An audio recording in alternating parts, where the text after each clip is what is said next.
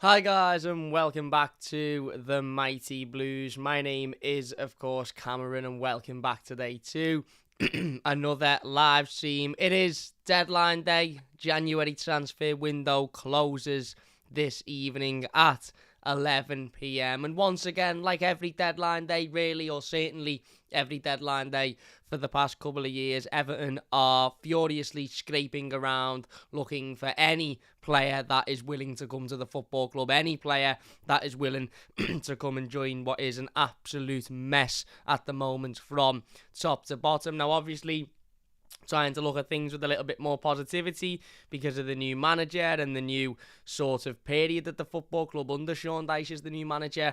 It's difficult to sort of think positively and it's difficult to view things in a positive manner when once again the people that run this football club, the Everton's board, the owner, the chairman, the CEO have allowed us to, once again be in a position that I can only describe as absolutely frightening. To be honest with you, this transfer window was and is arguably the most important transfer window of our current or recent history.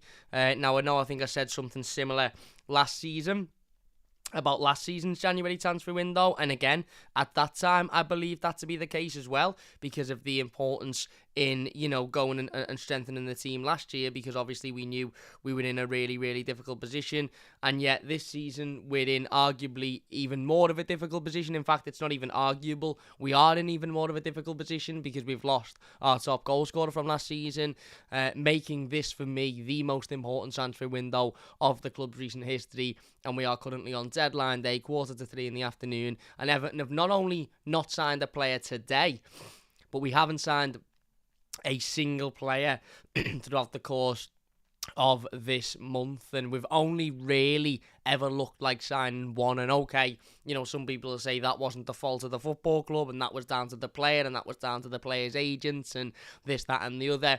That's fine. But Danjuma was the only player that we've been linked with so far this window that we've actively looked like bringing into the football club. Everybody else has just been a nonsense transfer link with very little behind it that is quieting down after a couple of days. And that is exactly, pardon me, bit of a tickly throat. That is exactly where we leave ourselves again today.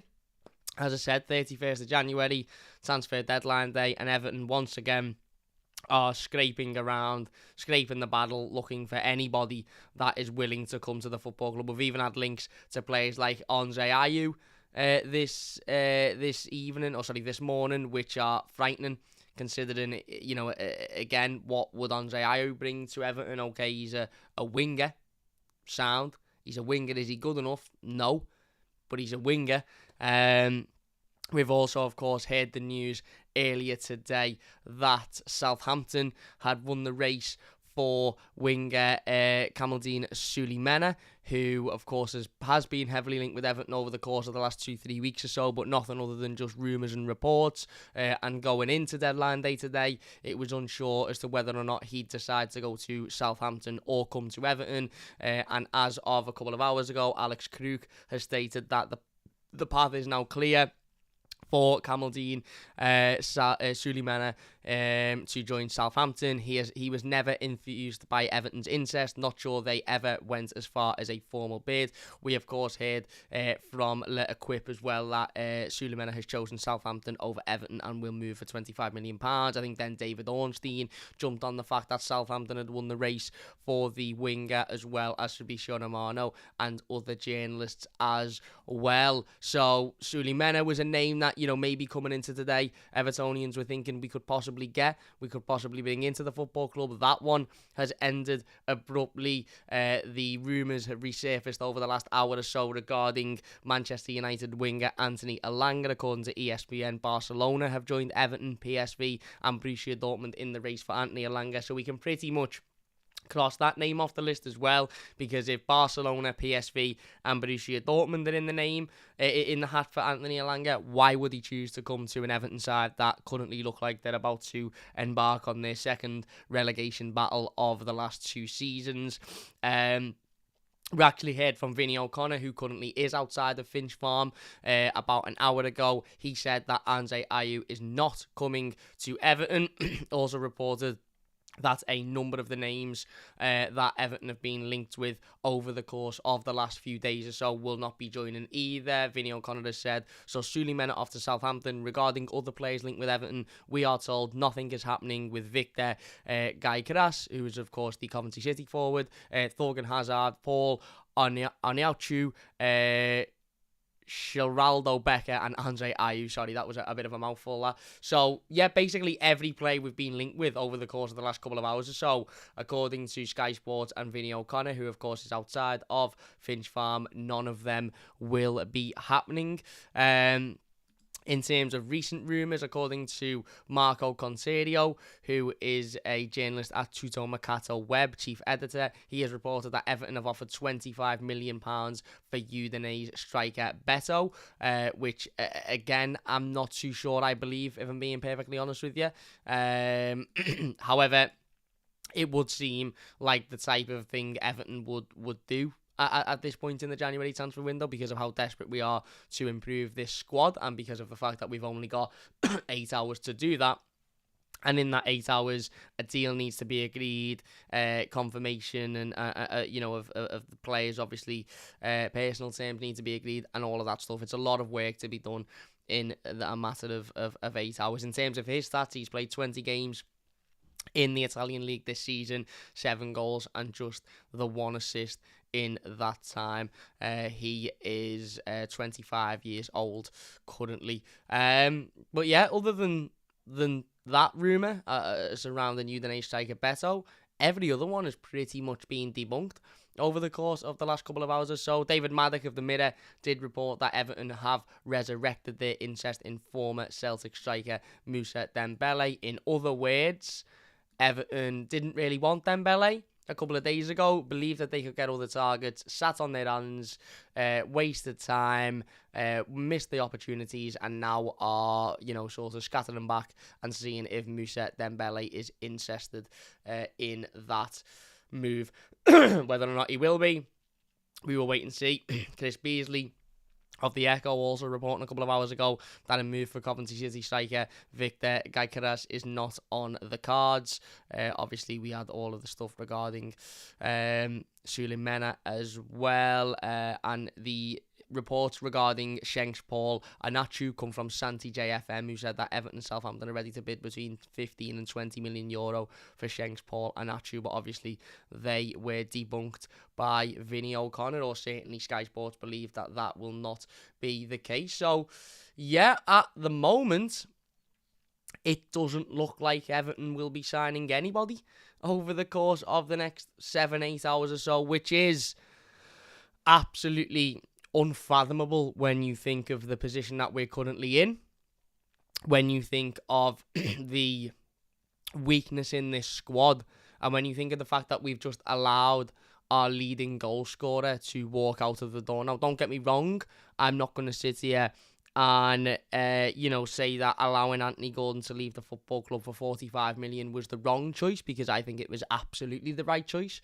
I don't think Anthony Gordon is worth anywhere near that money, and I think, ultimately, the idea was that we move Anthony Gordon on for 45 million pounds. We bring that money in, and then, of course, we can reinvest that money in other areas on the pitch, in, helping us bring in maybe a couple of players in order to stay in the Premier League. And obviously, look, we've still got, 8 hours to go in the transfer window, and a lot of things can change in 8 hours. I remember, a few transfer windows ago, I think it was a January deadline day, it got to about 9:30, and Everton had not really been linked with anybody, and then over, the next couple of hours was madness, and we ended up bringing in a couple of players in the last couple of hours. So things can change, and hopefully things do change, because I think it would be absolutely criminal for Everton to end this transfer window not signing a single player, despite the fact that we know that we are in desperate need of 3 forward players. For me, we need 2 wingers and we need a striker, and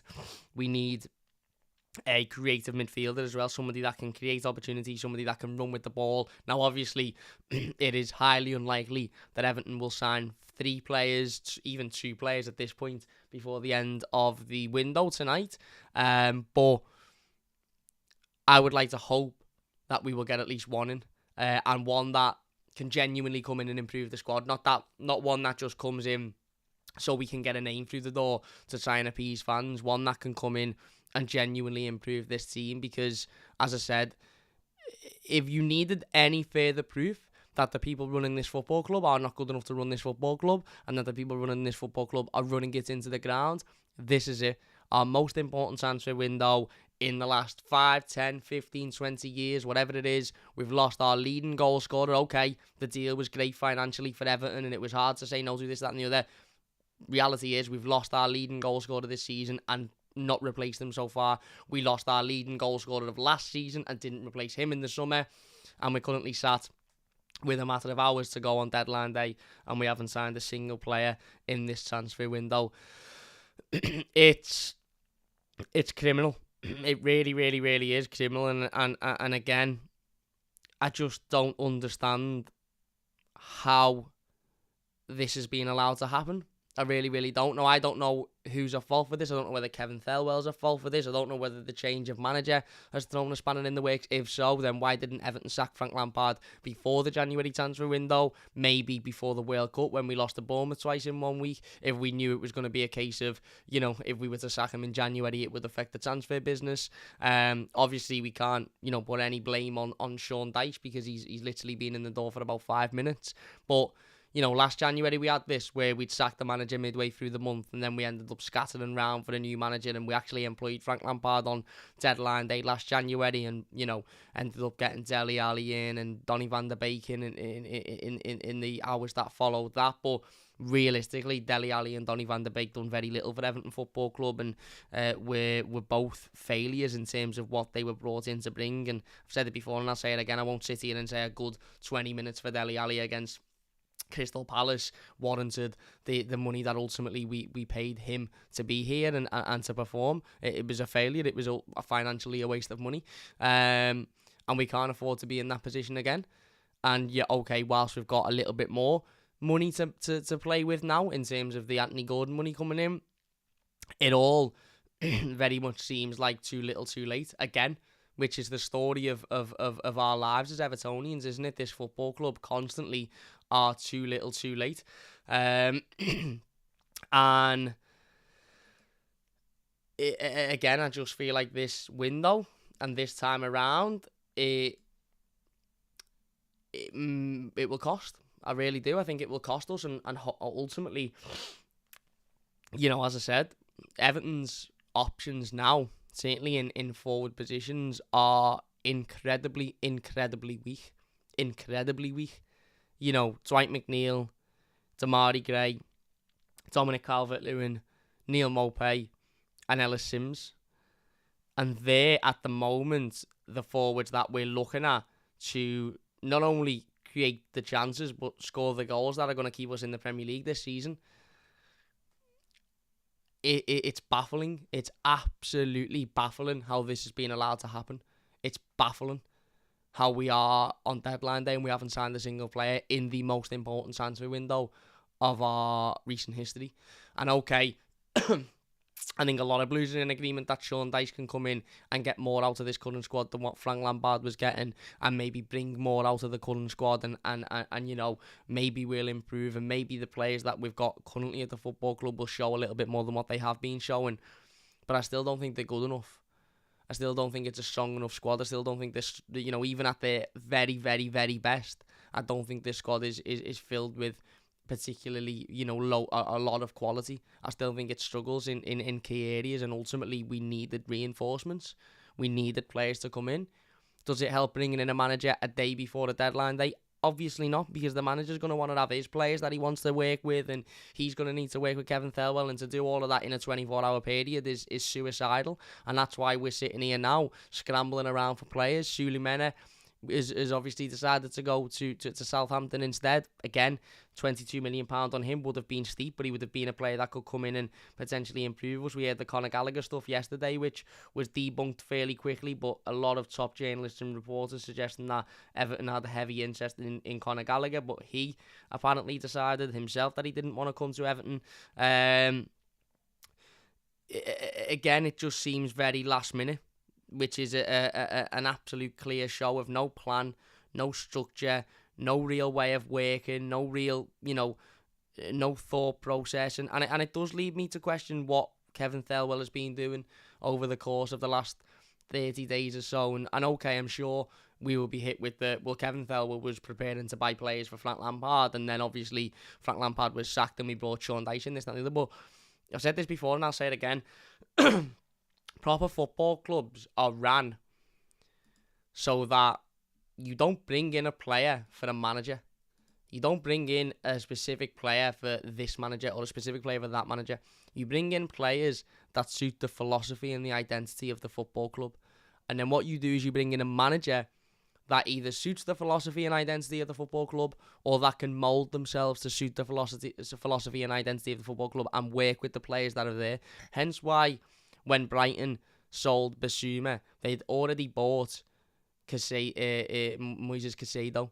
Now, they hadn't brought him in because Graham Potter massively wanted him, because he still works at Brighton now, even though Graham Potter isn't there. They bought him in because their philosophy and their way of working is exactly how a football club should be run. And they brought him in for 5-6 million quid, whatever it was, and they're going to sell him for 80-90 million pounds in the summer. They brought Matoma in for 2.5 million quid, and look at how well he's doing so far. Everton have no plan. Everton have no structure, and if they did, then the change between Frank Lampard to Sean Dyche wouldn't have meant much, because we'd have already had players in this window. Let's not get it twisted. Frank Lampard was sacked on Monday. Monday was made official. Was it made official, or Tuesday it was made official? Whenever it was, 4 or 5 days ago. That was 24, 25 days into the transfer window that we had to bring in players. And I'm not willing to sit here and go, yeah, but we basically had Danjuma done and he turned around. How long did it take to get Danjuma done? Danjuma was a deal that could have and should have been done within a week of the transfer window opening. Tottenham got that deal done within about 15 minutes. So why does I've said this before and I'll say it again, why does every single transfer that Everton are involved in take weeks and weeks and weeks? Why can we never get something done where we're linked with a player and then, a couple of hours later, he's in for the medical and he's signed his deal in the first week of January or the second week of January? Why is everything a 4, 5, 6 week fucking thing with Everton? Where if we're linked with a player, we know even if he is to sign, he's not going to sign for 3 weeks because we'll piss about and we'll sit on our hands with it. It's nonsense, and again, it always leads into the same conclusion, and it always ends with the same ending, and that is that we are left short. We are left criminally short with another, tough couple of months coming up for the football club, for the new manager and for the players, with no reinforcements. Even last season in January, and this is why I think this season's worse than what last season was, because not only do we not have RESURRECT, but even last season in January, okay, we brought Dele Alli in and Donny van der Beek in on deadline day, and that's fine and that's great and that's all well and good. But we'd already brought in, Nathan Patterson and Michaelenko, and we brought in a couple of players in and around, the football club to at least give us something to be relatively excited about. This season, this January, we haven't bought a single player in. We're in a relegation battle. We've just got a new manager into the football club and we haven't brought a single player in. We've lost Anthony Gordon, our leading goal scorer. Whether it was a great deal for the club or not, we've lost him now. And we haven't replaced him. And by the looks of things, we might not replace him before the end of today. Now, I still think Everton will sign somebody today. I do. Do I think it will be an ideal signing? Probably not, no. Do I think it will be somebody that we just rush around and try and make happen in the last couple of hours that really probably won't work? Yes, probably. But I do think Everton will sign somebody because I just I just don't think realistically we can leave this transfer window without bringing in at least one forward player, whether it be a winger, whether it be an out-and-out striker. For me, we needed 3.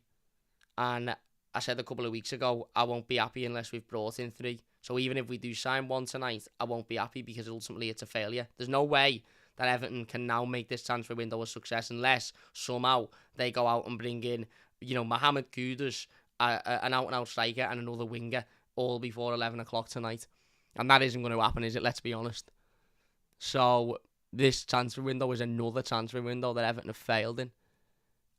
Only this one is one that the failure could be detrimental to the club's position as a Premier League football club, because we really couldn't have afforded to sit on our hands in this window, and we've sat on our hands in this window, and that is shocking. As I've said, for anybody that's new and only just turning up, at the moment nothing is really happening. The most recent bit of news is from Marco Conterio, who reports that Everton have offered £25 million for Udinese striker Beto. ESPN reporting that Barcelona have joined the race for Anthony Elanga. Apparently PSG have pulled out of the Anthony Elanga race, so Barcelona, Everton and Borussia Dortmund. He's definitely going to pick Everton there, isn't he? Vinny O'Connor reported that there's a load of names that Everton have been linked with today, including Andre Ayew, Thorgan Hazard, Victor Gyökeres, that Everton will not be bringing in. So basically everybody we've been linked with this morning won't be signing. David Maddock did report that Everton have resurrected their interest in former Celtic striker Moussa Dembele. So maybe Moussa Dembele is one that Everton will pursue over the course of the next few hours or so, because again, out of contract I believe in the summer, and probably a deal that wouldn't be too difficult to get done. Again, we looked at him a week or so ago with Cornet. Really good stats last season, really good season last season, difficult season this season, and yeah, I think we'd be happy with him. Would it be ideal? No, because ideally, we'd already have him in. If he was the one that we wanted to bring in, we'd already have him in. And the fact that Everton reportedly last week, pardon me, backed away from any sort of deal surrounding him makes you, obviously makes you believe that the club didn't really want him. But now, out of what we can only describe as desperation, seem to be going back in for him, which is baffling. Anyway, let's get in to some of the live comments as soon as there's not much else happening. Mark says, hey, how are you, Cam? I'm not too bad, mate. How are yourself? Philip says, make or break now. Yeah. Mark says, really hope we get someone in. Saul says, hello. Philip says, hopefully we don't make a multi-million panic buy. Well, this is Everton, isn't it? Let's not forget this is Everton, and that is the type of thing that Everton do. Ian says, hi, you Cam, at this rate, I think we should see if Aguero still has his boots.